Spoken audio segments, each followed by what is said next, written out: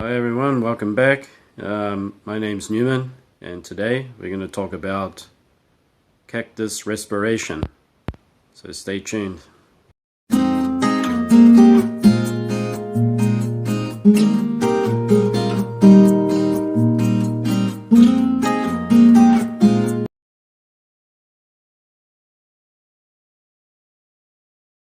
Okay, the first thing we're going to talk about is after this August summer heat, and I'm going to talk about how the cacti are doing. Well, after the summer heat of temperatures that got up to the 40s, and they didn't get any lower than 30 degrees at night, the cacti kind of went under stress. They weren't able to take up much water.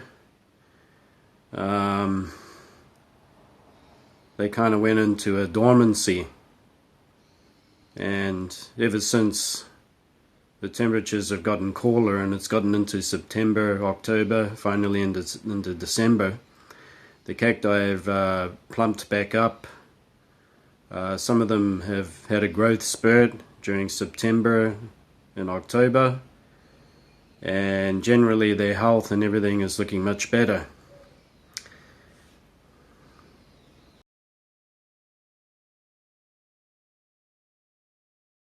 The next thing I want to talk about is how cacti become summer dormant and why. And do you water them?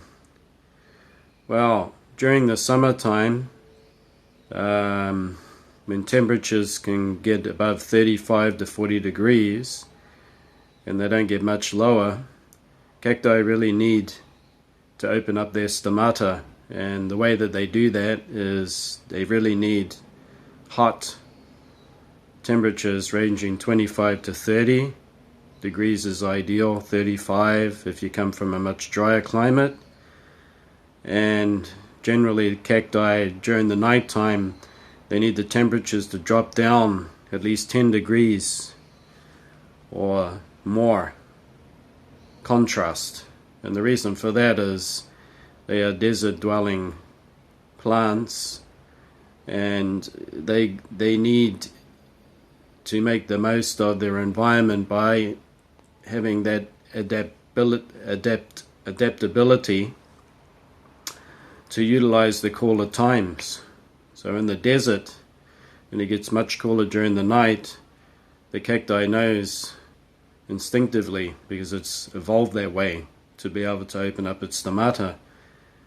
And opening up the stomata is how they take up water, and especially to rehydrate themselves. But when you have temperatures that are just exceeding that, and they don't get any lower than 30 degrees at night, and temperatures can go 40 or even more, which a lot of you have experienced, what happens then is that the cacti have to do what they have to do, and they've evolved to have that advantage over other plants where they can just shut down their whole metabolism and slow it right down, which means that even if there isn't any water available during the hottest parts of the months in the desert, the cacti is able to shut off its stomata completely, which means that it doesn't lose any water. At the same time, if it doesn't get cooler during the night time, and it tends to rain, they won't take up much water anyway. They've just gone into that defense mechanism. So a lot of you will get confused and think, well, my cactus isn't growing and it's not looking too good and you've got to give it water. But actually you're doing the opposite. You're actually doing more harm than good. And then you should just let it do what it naturally does according to how it's evolved. And that is to just withhold water, and you have a much healthier plant. And you should wait until you get temperatures that are getting much cooler. And ideally, I mean anything that's under 25 degrees during the night, and that's the best thing you can do.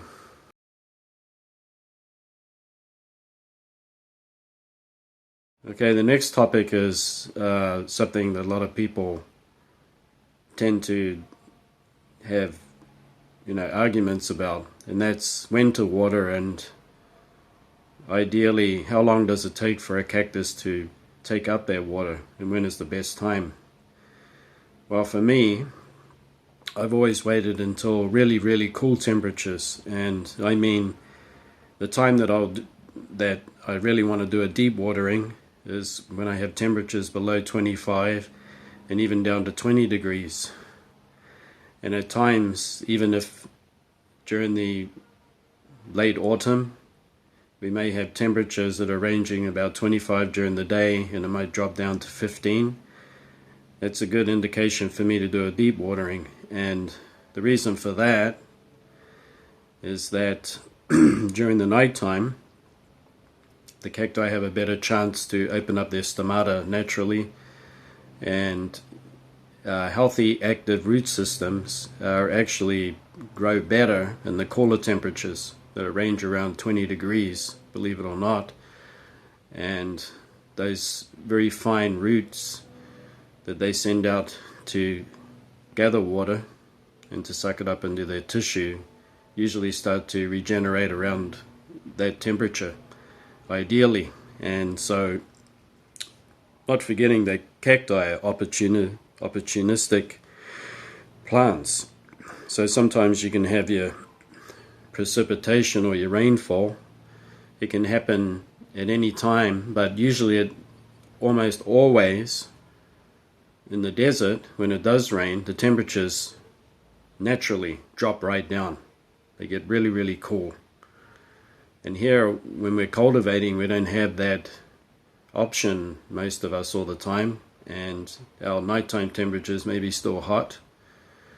But in the desert, when it does rain, it gets really cold. And that's a helpful hint for you. Now, ideally, I do it at nighttime, and I will wait for, another good thing that I wait for is I must have at least two days of cool temperatures. And that could be during late summer or fall, autumn. It could be during the springtime. And the reason for that is that what I've experienced is cacti will leave their stomata open for longer during the cooler times. And also when it's cloudier weather. And if you think about the desert, when it rains, okay, it's not sunshine, the sun's not shining, okay? It gets really overcast, really dark and cloudy. And then when it rains, it can rain up to, and when it has to rain, it can rain for days on end. And if it does rain, you can have 3 to 4 cloudy days after that, and that's not unnatural. And I try to aim for that too. Whereas a lot of growers will say that they always look at their weather forecast and they got to make sure that they have the whole next week to 2 weeks of nothing but sunshine. Otherwise, the water will stay around in the plants for too long and it'll cause rot. But what really causes rot is watering when the temperatures are too hot and the plant is stressed and it wants to go dormant and do what it naturally does. But you have to think about the desert right now. And in the desert, when it rains, okay, it gets much cooler. It can get 10, even 15 degrees much cooler than it would during the day when it's really sunny. And it can have up to 3 to 4, even a whole week of overcast, cloudy weather. And what I've experienced is when I water during that time, the cacti don't rot. They actually send out a mass of new fresh roots and suck all of the water up available into their tissue, and they become much healthier that way. So that's one point that I want you to have a think about and share with your friends. Okay, the last thing I want to talk about is cacti in general. So if you have notocactus, phaerocactus, maybe you've got alpine Patagonian cactus, Oroyas, or you could have Rabusias or Sulcorbutias, and you could have, you could have your typical Texan cacti, Homalocephalus and Echinoceras and all of that. what you got to consider is that they all come from different kinds of deserts, and you want to just do your research on them. And another good thing is if you have friends on the internet and they're growing their plants really successfully, you want to ask them questions so you can get an indication of their climate. And especially good points to ask is, you know, when do they water? Not how much, but when is ideal, and maybe their experiences around how they've actually grown the cactus, and if they've failed at it, and what kind of things, good tips do they have to make that cactus thrive and do much better. So, you know what, I'm a typical collector and I have just many different kinds of cacti, and they all have different growing needs. You know, some of them are winter growers and they like some water during the winter because they do have a little bit of growth there, and also they flower a lot. And then I have alpine ones that I need to move up high onto the wall, right up high where it's got the maximum amount of airflow and it doesn't get overheated during the summer. And then I have ones that are just all around hardy and I don't have to worry too much. And then you have your ones that are can put up with high temperatures and low temperatures, and you know, I try to group them all together according to how they grow. So some of them might have a cover around them because maybe they want to just go down to -5 degrees, and then you got ones that can handle -10 or even lower. And you want to try to imitate those conditions the best that you can. And one of my helpful hints that I have for you is, well, I'm going to show you soon out on the balcony, is just where to place your plants. So that'll be the next point, and we'll get on to it right now. Okay, we're out here. I'm going to show you the placement. Down lower on the shelf, which is about 1/2 meter or 100 centimeters off from the balcony, I got my hardiest cacti, which is a Homalocephala and Echinopsis trichoceros. As you get up higher, you get Acanthocalicium. Now we're talking about almost 6 feet off the ground. This is over 6 feet off the ground. Rubutia. Why is the Rubutia up here? Many reasons. Maximum airflow, imitating that it's a high altitude growing cactus, and the sun drops low during the winter. It gets more sun. During the summertime, the sun naturally gets higher in the sky, and the eaves up here will block a lot of the direct sun during the midday, and it's been growing perfectly up there. Also, humidity is much lower. Another one. This is a Cumulopuntia, and it is almost 6 foot up on a wall. Maximum airflow, lower humidity, protection from the rain. Then we move along to my greenhouse. It's got this cover. During the night time, these cacti experience temperatures that go well below freezing, minus temperatures, -5 at the moment. It's been -5.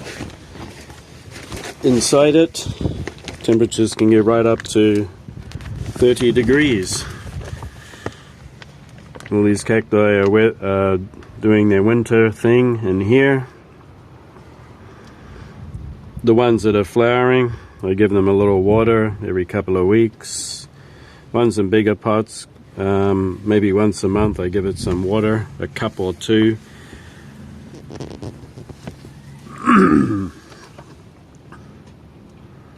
All of these cacti are doing fine. The boy's done fine. You can see up here too. If you need to know what cacti are actually growing in here, just send me a message and I'll let you know. This door is partially open, so we can let the air flow through. It didn't overheat. Right, moving along.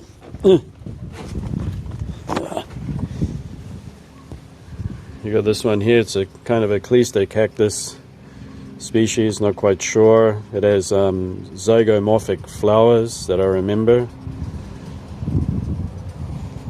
And this one is up on a wall, away from direct sun, too much direct sun during the summer. Maximum airflow and protection from the frost. Your hardier cacti, Echinopsis, no problem. They just have a bubble wrap covering like that. They can handle the minus temperatures easily.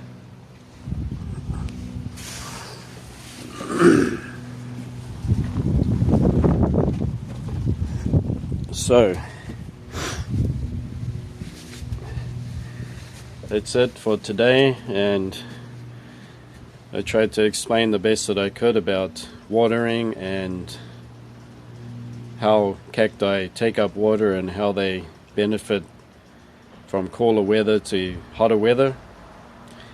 Yeah, I didn't mention, but of course hotter weather is what triggers growth and more photosynthesis, which is what makes them grow.